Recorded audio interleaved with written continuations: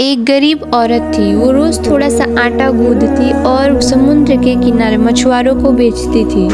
اسی سے 1 درہم سے وہ اپنے بچوں کے لیے کھانا خریدتی تھی۔ ایک دن وہ سمندر کے پاس آٹا بیچ رہی تھی۔ اچانک ایک کوّا آیا اور اس کے ہاتھ سے آٹا چھین کر اڑ گیا۔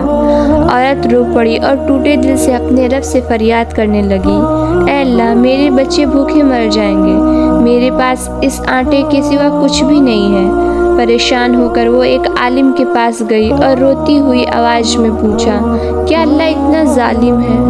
عالم نے بڑی نرمی سے کہا، نہیں بیٹی، اللہ کبھی ظالم نہیں ہوتا۔ عورت بولی، پھر اللہ نے کوے کو میرا آٹا کیوں لے جانے دیا، جب وہ جانتا ہے کہ اسی سے میرے بچوں کا پیٹ بھرتا ہے؟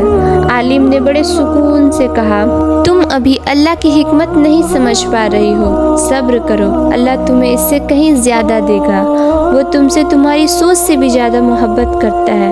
ابھی یہ بات ہو ہی رہی تھی کہ اچانک دروازے پہ زوردار دستک ہوئی۔ دروازہ کھولا گیا تو دروازے پہ 10 ویپاری کھڑے تھے۔ ان کے ہاتھوں میں پیسے کی تھیلیاں تھیں۔ انہوں نے کہا، ہماری ناؤ سمندر میں ایک پتھر سے ٹکرا گئی، ناؤ میں پانی بھرنے لگا، ہم ڈوبنے ہی والے تھے۔ ہم نے اللہ سے دعا کی اور وعدہ کیا کہ اگر ہم بچ گئے تو ہم سب ویپاری 10 درہم صدقہ کریں گے۔ انہوں نے آگے کہا، اسی وقت ایک کوّا آٹا لے کر آیا، ہم نے اسے آٹا لیا اور ناؤ کے چھید بند کیا اور اللہ نے ہمیں بچا لیا۔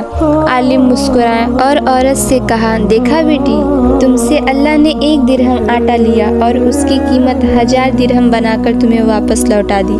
جاؤ اور اپنے بچوں کو کھانا کھلاؤ اور اپنے رب کا شکر ادا کرو۔ بے شک اللہ کے گھر دیر ہے، اندھیر نہیں۔ ہمیں صبر رکھنی چاہیے۔